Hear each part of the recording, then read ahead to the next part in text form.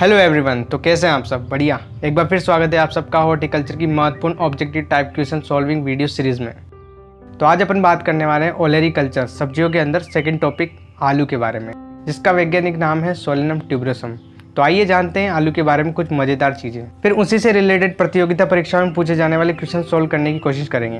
कृपया ध्यान दें, इस वीडियो सीरीज का भरपूर लाभ उठाने के लिए पहले आपको इस टॉपिक से रिलेटेड सभी थ्योरी पार्ट पढ़ना जरूरी है। Use book also for better experience.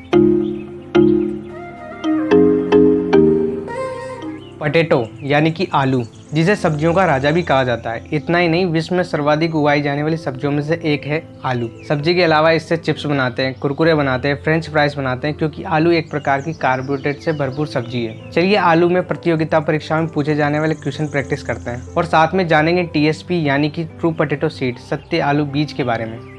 Question number 1, Solanum tuberosum का पूर्वज किसे कहा जाता है? सोलेनम लाइसोपर्सिकॉन, सोलेनम सेर्सिफोरम, सोलेनम स्टेनोटोनम, सोलेनम इनकाइनम। सोलेनम ट्यूबरोसम आलू का वैज्ञानिक नाम है और इस क्वेश्चन में हमें ये पूछा गया है कि सोलेनम ट्यूबरोसम यानी कि आलू का पूर्वज किसे कहा जाता है। चलिए इसके सही आंसर की तरफ चलते हैं। पहला ऑप्शन है सोलेनम लाइसोपर्सिकॉन, तो ये एक प्रकार का टमाटर का वैज्ञानिक नाम है। दूसरे पे चलते हैं, सोलेनम सेरिसिफोरमी, ये भी सोलेनेसी फैमिली से बिलोंग करता है। थर्ड ऑप्शन है सोलेनम स्टेनोटोनम, ये सोलेनेसी फैमिली के आलू का ही एक प्रकार है। सोलेनम इनकाइनम, ये सोलेनेसी फैमिली की नाइट शेड वाली प्रजाति है, जो कि एक फूल वाला पौधा है। ये कुछ इस तरह का दिखता है, जो कि जनरली भारत के पूर्वी क्षेत्रों में देखने को मिलता है। तो यहाँ पे सही आंसर हो जाएगा option number 3, Solanum stenotomum. Solanum स्टेनोटोनम एक प्रकार की सोलेनेसी फैमिली की आलू का ही एक प्रकार होता है। एक प्रकार से आप यूँ बोल सकते हो कि सोलेनम ट्यूबरोसम का पूर्वज सोलेनम स्टेनोटोनम है। क्वेश्चन नंबर 2, आलू के कंदों की सुसुप्ता तोड़ने हेतु क्या काम लेते हैं? Option number 1, naphthalic acetic acid plus urea. Option number 2, thiourea plus gibberellic acid. Third है urea plus naphthalic acid. Option number 4, abscisic acid plus gibberellic acid. ABA का मतलब होता है एब्सिसिक एसिड, GA3 का मतलब होता है जिब्रेलिक एसिड, NAA की फुल फॉर्म होती है नैफ्थलिक एसिटिक एसिड। तो यहाँ पे आपको सही आंसर लगाना है कि आलू के कंदों की सुसुप्ता अवस्था तोड़ने हेतु क्या काम लेते हैं। यहाँ पे सही आंसर हो जाएगा थायो यूरिया प्लस जिब्रेलिक एसिड। आलू में कंदों की सुसुप्ता अवस्था तोड़ने हेतु थायो यूरिया प्लस जिब्रेलिक एसिड काम लेते हैं। ये आपको अच्छे से ध्यान रखना है। तो यहाँ पे आपका सही आंसर हो जाएगा ऑप्शन नंबर 2। क्वेश्चन नंबर 3, सत्य आलू बीज का विकास किसने किया? डॉक्टर पुष्कर नाथ ने, डॉक्टर सुख सागर ने, डॉक्टर विलियम केली, डॉक्टर रामानुजन ने। तो आपको पहले ये जानना होगा कि सत्य आलू बीज होता क्या है। ये एक प्रकार की टेक्निक है। इस टेक्निक में बेसिकली आलू के जो बीज होते हैं, सत्य आलू बीज यानी कि ट्रू पोटैटो सीड, काफ़ी छोटे छोटे होते हैं। उन्हें नर्सरी में उगाकर खेत में ट्रांसप्लांटिंग कर दिया जाता है, यानी कि प्रतिरोपण।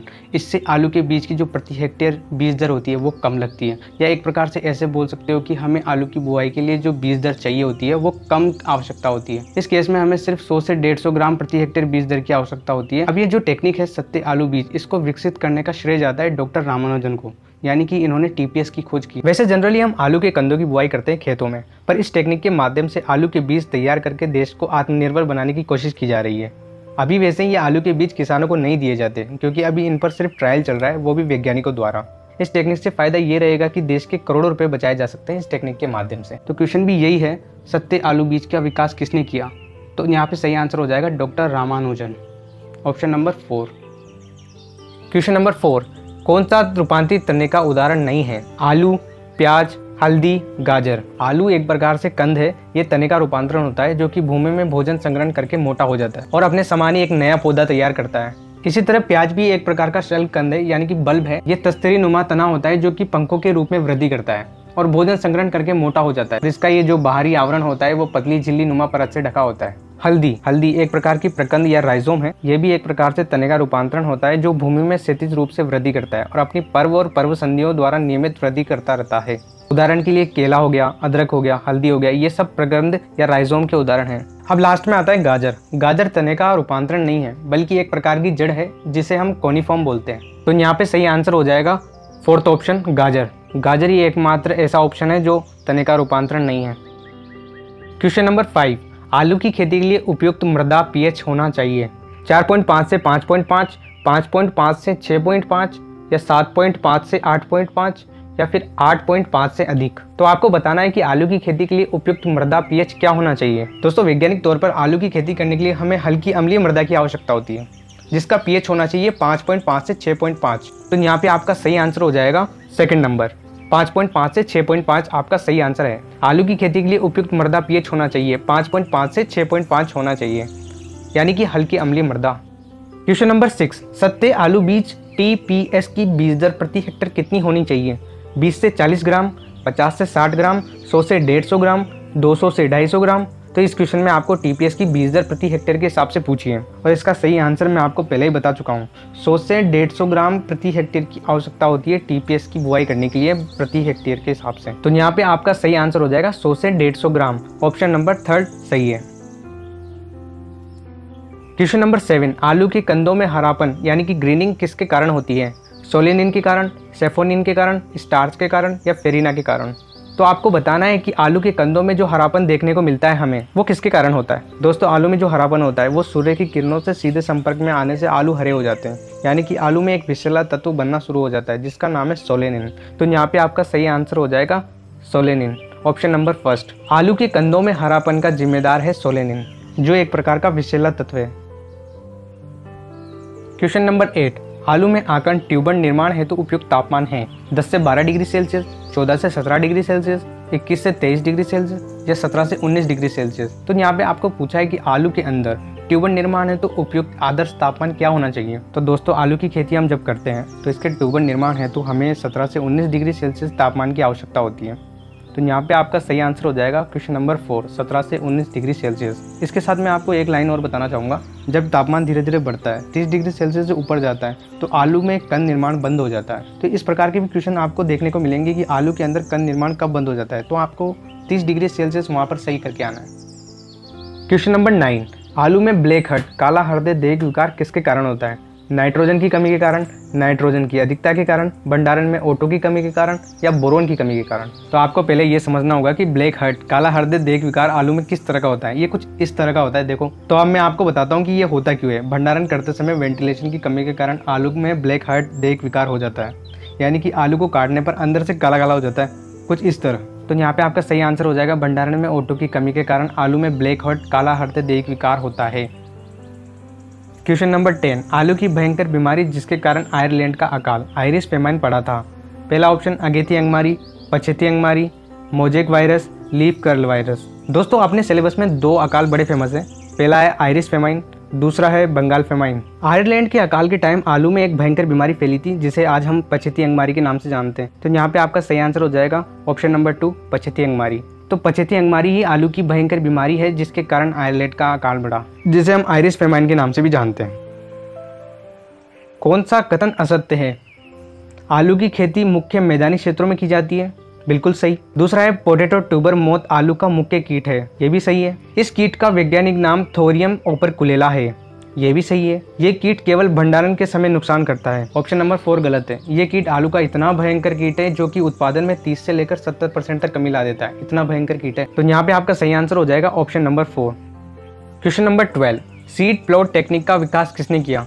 ये मैं आपको पहले भी बता चुका हूँ। इसका सही आंसर है डॉक्टर रामानुजन। डॉक्टर रामानुजन द्वारा ही सीड प्लॉट टेक्निक का विकास किया गया था। तो यहाँ पे आपका सही आंसर हो जाएगा ऑप्शन नंबर 2। अब चलते हैं नेक्स्ट पे। क्वेश्चन नंबर 13, आलू में वर्ट रोग वर्ट डिसीजेस का रोगजनक कवक है। Phytophthora infestans, Alternaria solani, ग्लोबोडेरा रोस्टोचाइनेंसिस, सिंचिट्रियम एंडोबायोटिकम। तो इस क्वेश्चन में आपको पूछा है कि आलू में वर्ट रोग यानी कि वर्ट डिसीजेस रोगजनक का कारण कौन है। हिंट के तौर पर आपको इतना बताया हुआ है कि वो एक प्रकार का कवक है। तो अब मैं आपको बताता हूँ कि वर्ट रोग यानी कि वर्ट डिसीजेस होती क्या है। इस बीमारी में बेसिकली होता क्या है कि आलू के ऊपर कुछ इस तरह का निकलने लग जाता है और ये सब होता है एक फंगस के कारण जिसका नाम है सिंचिट्रियम एंडोबायोटिकम। ये फंगस केवल दार्जिलिंग की पहाड़ियों तक ही सीमित है। तो यहाँ पे आपका सही आंसर हो जाएगा ऑप्शन नंबर 4, सिंचिट्रियम एंडोबायोटिकम।